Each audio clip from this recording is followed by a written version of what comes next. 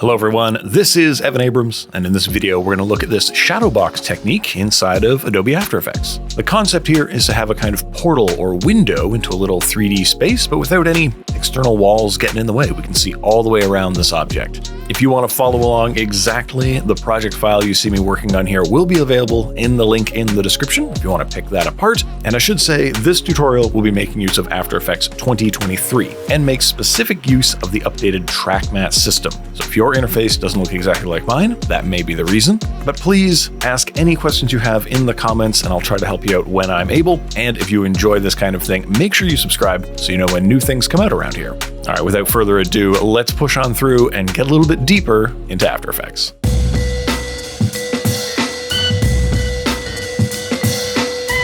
So here's the file we're creating, and you can see as we rotate it around, those internal parts that have depth are getting cut off around the outside of the window. This is in essence the Shadowbox technique, and we might as well start from the very beginning, or at least near to the beginning. So here in Illustrator, here are all the parts that are going to create our beautiful object. We have all of the layers that will be separated out. We have those markings around the outside separated out onto their own layer. We have the frame itself, a little black line that'll go around the outside. And then, of course, we have the matte object. This is the visible space through which we will observe the rest of the elements. This is the space that we're going to look through. So when you're creating your designs, think about making this space, giving it its own layer. We'll come back to it later. We can create all of this stuff inside of After Effects, but I find it a little bit easier to draw things in Illustrator, so I start there.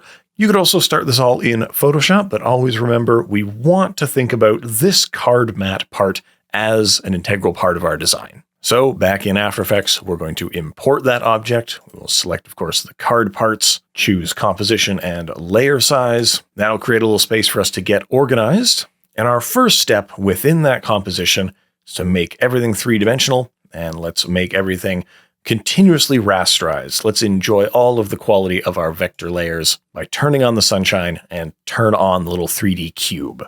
Now you'll notice that the card matte has had its little eye poked out. We'll just be using the visible space, the data of that object in a later step, so we don't really need to see it. Now let's move these objects around. I'm going to grab all of the hero elements, parent them to the largest part of them, call up their position. Let's push that back in space, maybe 250 pixels. Let's grab the markings. Let's push that by, say, 50 pixels, pushing them all back. Positive numbers, pushing them away from us. That'll leave the frame and the card matte right here at 0. They're living at the baseline. Everything else is behind them for now. I'm going to go ahead and offset the rest of these things just so they're exactly like the example file, putting them at, say, -10, -20, -30, and so on. That way they are offset towards the camera, coming towards us. Adding a little bit of depth to our lives. Always important to seem deeper than you are here on the internet. And with all of that work done, let's see how it's operating. We're going to take the card parts. We're going to create a new composition. I call this in use because this is how we're going to observe this thing in use.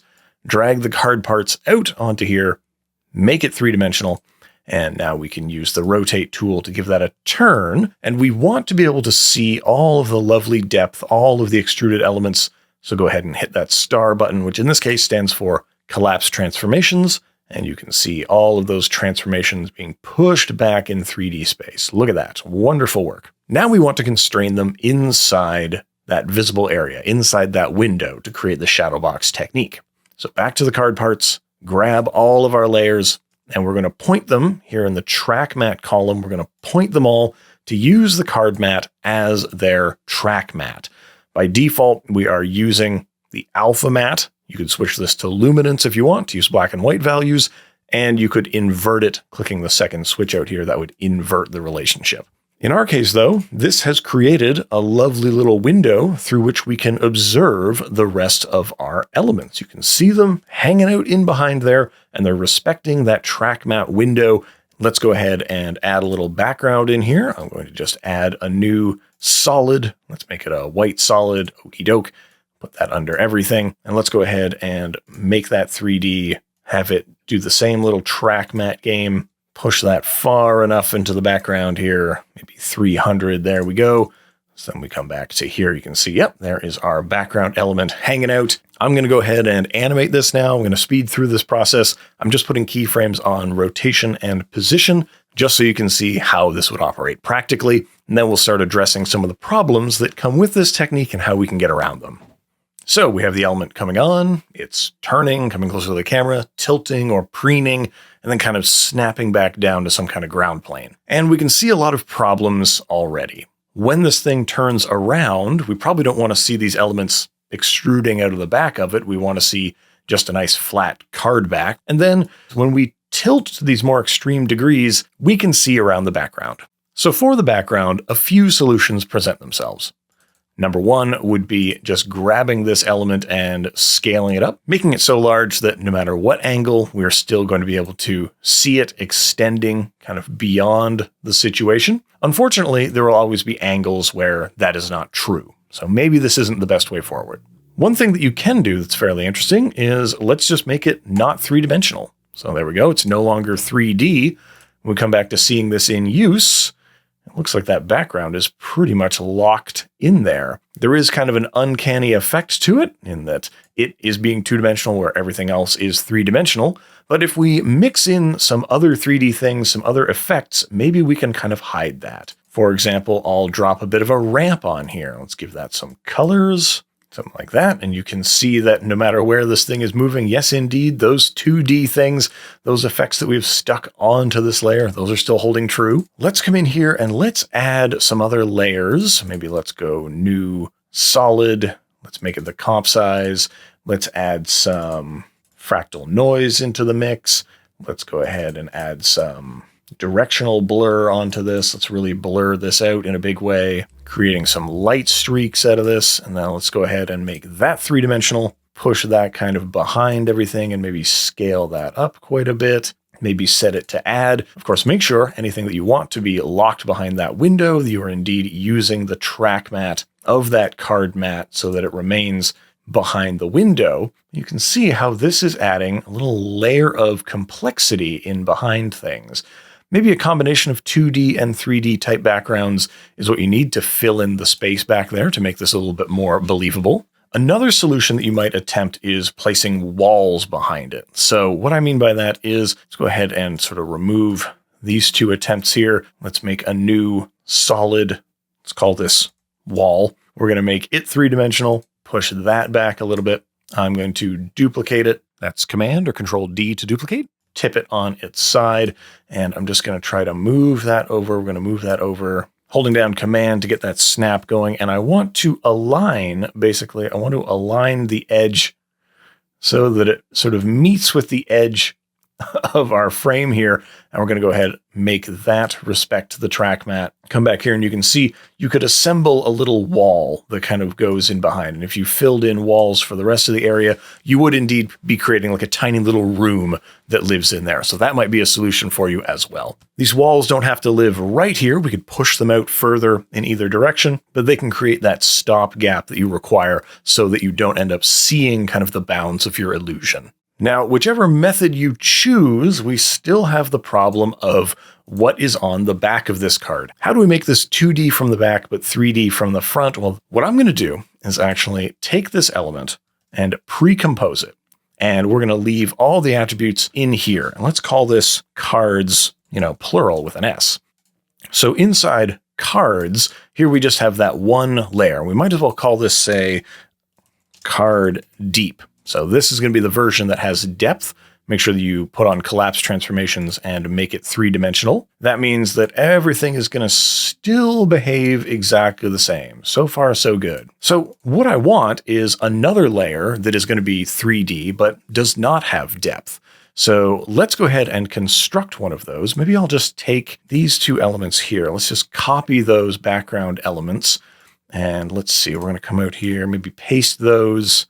Again, make them not three-dimensional. Let's pre-compose them and call this card back. And let's see, we want it to kind of have that same shape. So let's come back in here. Let's bring the card mat with us, going back into the card mat area here. And we'll ask these here to use that as a track mat. Maybe we scale these down kind of like this. I think I want it to be a little bit distinct. Let's go ahead and snap my initials on it. Nothing wrong with that. It's looking good.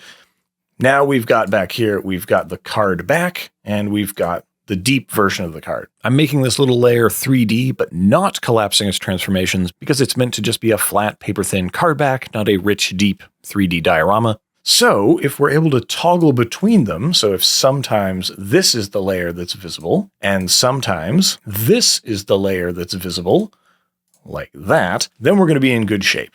So let's create a way to toggle between them. I'm going to use the drop-down menu. So bring that drop-down menu control onto cards plural out here. Remember, we're in the in-use comp, so this is the thing that contains all the other things. And in the menu here, we're going to come into edit, and let's call this back, and let's call this one deep.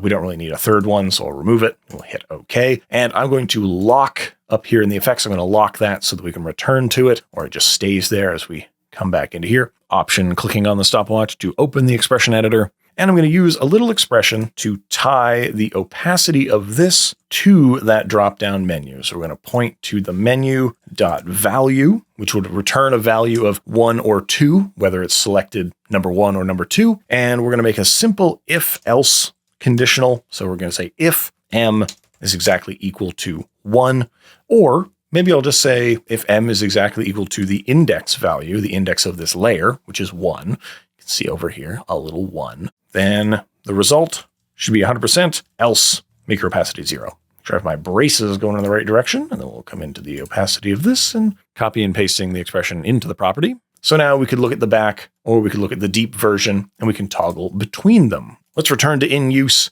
So at this point in time, we want this to be on the deep version. Around here, we would want it to be the back version like this.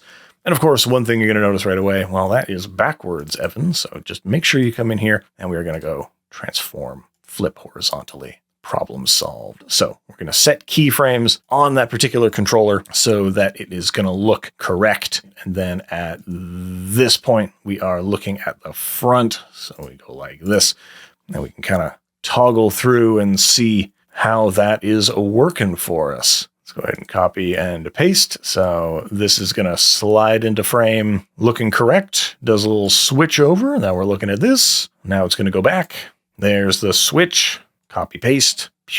Like that. And we play it back. Looks like it has a card back to it. It's flopping around. Even if it's only up for a couple of frames, it helps to sell the illusion. Now, what if we wanted to extend this? What if we wanted this to feel more three-dimensional? Well, if we call up the scale of this object and we'll just unlink them, if you scale the Z depth, you're actually scaling this entire thing back in space. So if you wanted this to, say, go from something that looks pretty flat, we could actually scale this down to not be 0, because that's going to cause problems, but something like 0.01. And then at a certain point, you could keyframe this to have some depth to it. So making use of the scale here can take us from a three-dimensional version to a flat version.